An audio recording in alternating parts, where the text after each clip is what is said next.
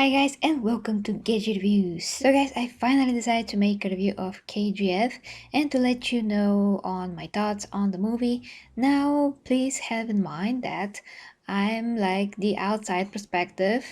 Basically that is what I can provide, literally an outside perspective of this movie.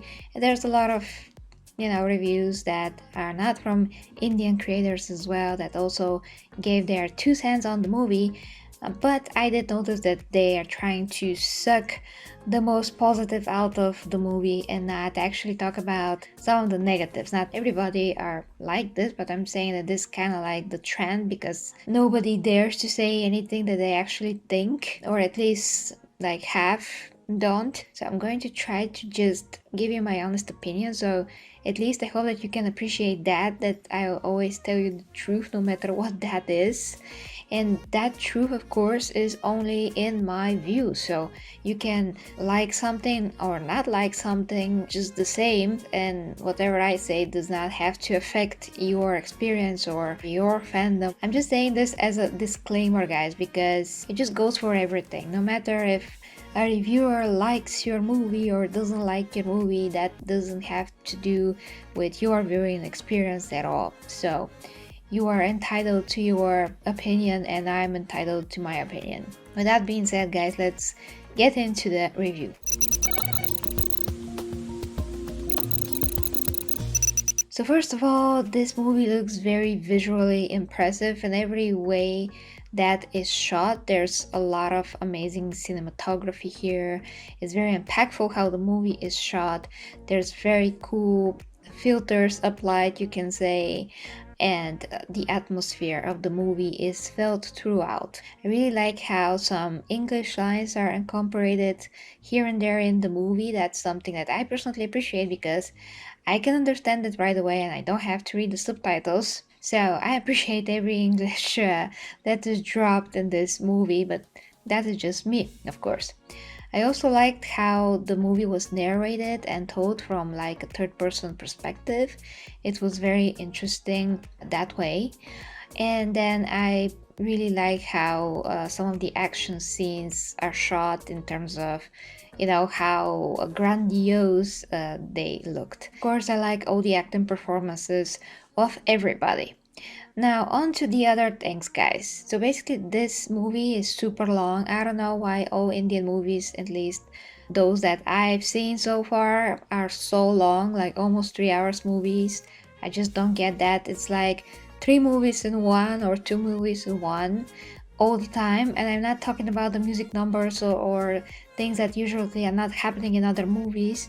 I'm just talking about like the length itself is really, really long, and the movie does really feel like two-part movie that is just blend into one movie. So it's just very hard to find a time to like watch it all at once when you have such a long movie. And then the pacing is not very good because at some points the movie is really, and I had a very hard time keeping up with the logic of the story and what exactly was going on. So at the beginning of the movie, it had a very strong start with the story of the mother and how she struggled. She got really sick, and of course she died, and how Yash was put in this horrible position where he had to fend for himself and just grow as a man without his mom. And he gave her a promise that he's gonna become very wealthy because without money you can't even die properly, which is correct, unfortunately.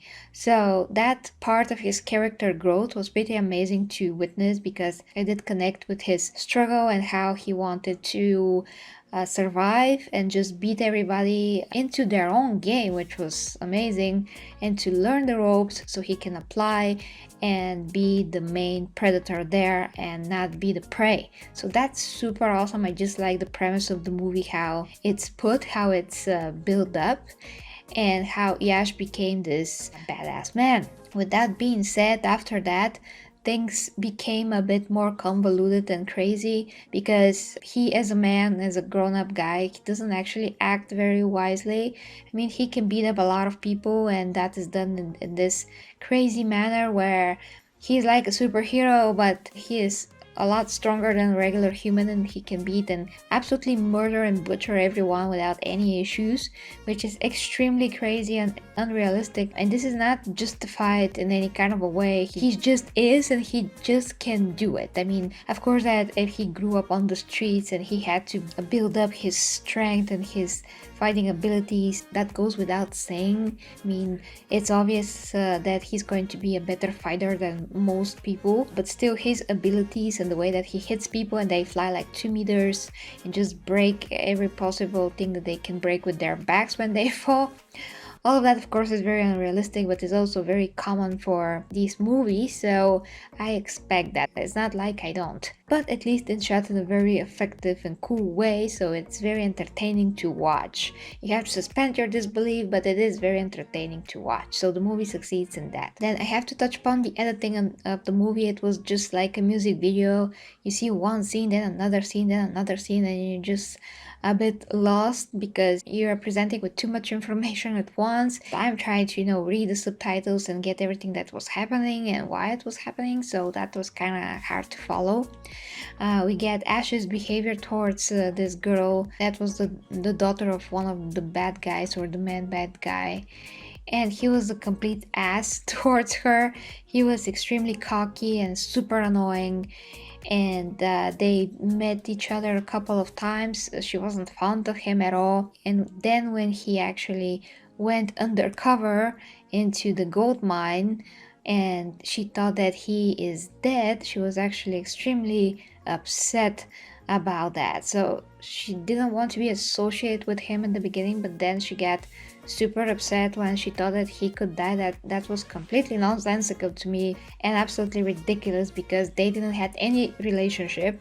He just was very forward with her, extremely annoying. He just displayed very bad behavior towards her, and he had enormous audacity and cockiness with how he presented himself, how he carried himself, and how he was towards her. He was basically putting himself into her face and demanding that she would pay him attention because he is a man and so on. So completely unacceptable behavior.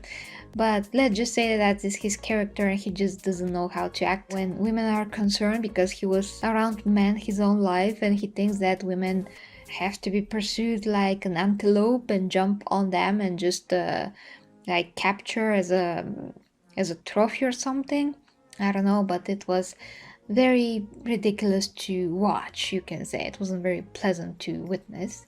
Then she said something about Ash being her lover, which is not true at all. So also something that did not make any sense and does not fit into the story, or the fact that they didn't actually have a relationship to begin with. Just few meetings here and there, which in every single one of those meetings Ash was his arrogant self, and she clearly displayed her disdain and dislike, just not approving of his behavior at all. Moving after that, when he got into the mine, he really took his time. Like, he took too much time to act, because the movie established him as this extreme badass that can defeat anyone, anywhere, with anything.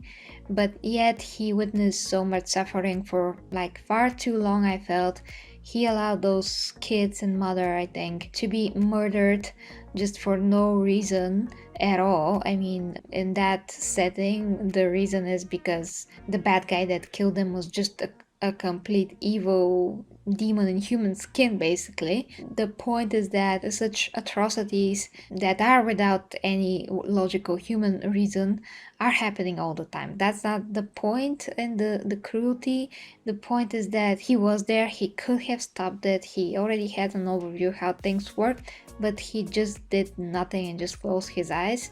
I just think that portion of the film could have been like a lot shorter, because if he is so smart and so skilled as the movie presented him to be, he would be able to orientate himself much quicker and to start killing people, because obviously he can just take over the whole place in a matter of an hour and be done with it, but he waited to the very last minute to do something about it. So I don't think that's very consistent with his character, at least that's how I saw it. And then mysteriously he managed to get to the main bad guy come out of a water that was like only 40 centimeters deep, somehow not be seen at all, and just kill the main bad guy, and then ascend to his place. All of the people that work for him, for the bad guy, they should go and try to kill him maybe, but nobody did anything because everybody are scared, I think. So I don't know what's gonna happen in part 2.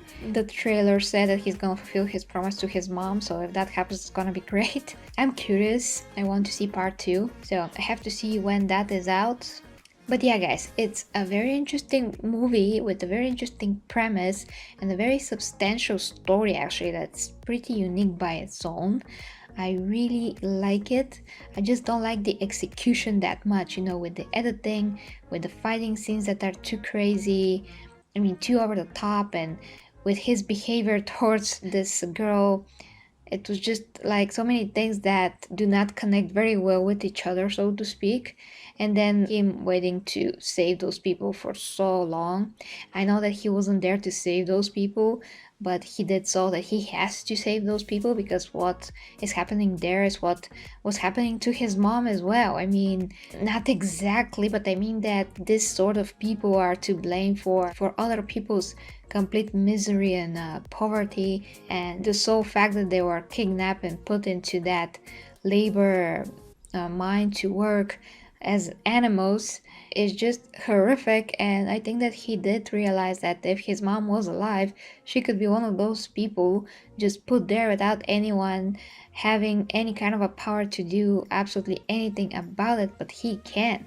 So he did, and that was great. So I don't know what's gonna happen in part 2, but I really hope that he's gonna be like the Robin Hood, in a way, take all the money that he can and just make some kind of a difference for the better, not just for himself. So people like his mom should not have to suffer, at least for him to make some kind of a difference in the world of such people in some kind of a way and just inspire them. Something like that is what I hope to see in the second movie, and in general I think that that's a very good character progression for Ash. So I'm looking forward to the next movie, guys, but that is my review of the first K.G.F. Let me know what you think in the comments, guys. If you like to support me, the links are down below to my OnlyFans, where I do my meaningful sex educational content, plus fitness, health, wellness, and of course my Patreon and PayPal for regular support. Till next time, with me, K.G. Reviews. Bye bye.